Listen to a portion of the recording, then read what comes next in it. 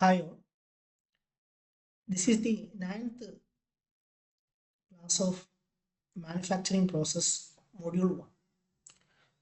See, in this section, I am going to discuss about continuous casting process and Squeez casting process.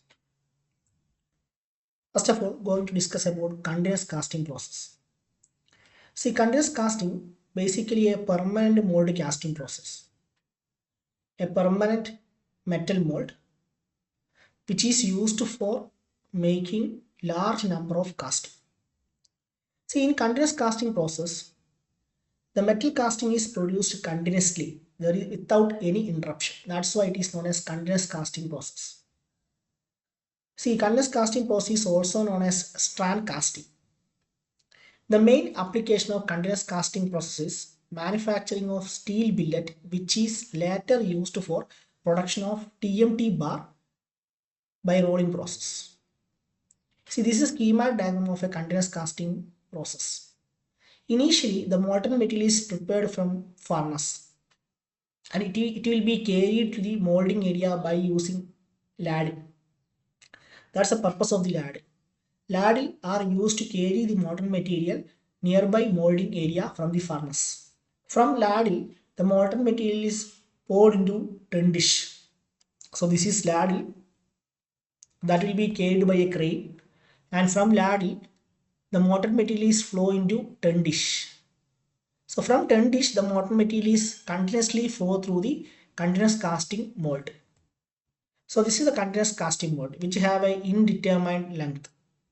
When the molten material is continuously flow through the mold, it gets solidified continuously. See in this figure, yellow shows the molten material and the red shows the solidified molten material, that is billet. So when the molten material is flow through the mold, the molten material continuously gets solidified and square billet will be formed. See here, the two side of the mold there will be spray cooling will be provided for increase the cooling rate, and roller support is provided for continuously feeding the billet to outside. So square billets are formed continuous length and which can be cut by using a gas torch in required length. See, that's a working of a continuous casting process. So continuous casting process mainly used for producing square billet, which is used for making manufacturing TMT bar through rolling process. See, what is the advantage of continuous casting process? Continuous casting allows manufacturing metal slab or bar in large amount by short time. Sprue, runner, riser not used, there's no waste of material. This leads to 100% casting yield. Mechanical properties are high and extremely reproduced. Increased use of purchase scrap. Product has good reliable soundness. So these are the advantage of the continuous casting process. So what are the disadvantage of continuous casting process? Continuous and capable of cooling of mold is required. Otherwise, centerline shrinkage develop. See, there will be continuous cooling should be provided in either side of the mold. Otherwise, the centerline shrinkage will be formed. That's a defect. Simple shape can cast. We should have a stable cross section. Only simple shape can cast. Square, rectangular billets are usually cast using continuous casting process. Large capital investment needed. Not proper for small amount of production. Required large gown space. So these are the disadvantage of continuous casting process. See, continuous casting process only used for producing square billets, which can be later go for rolling process for producing TMT bar. That's the main application of the continuous casting machine. So next one is the Squeez casting process. So this is the last classification of casting process we are going to discuss in the this first mode. So Squeez casting process, it is also known as liquid metal forging process. Liquid metals forging process. Okay. In Squeez casting process, so this is a figure of Squeez casting process. You can see this is a figure of Squeez casting process. This is a casting we require to produce after the Squeez casting process. So in a Squeez casting process, a certain amount of molten material that is poured into the open half of lower die.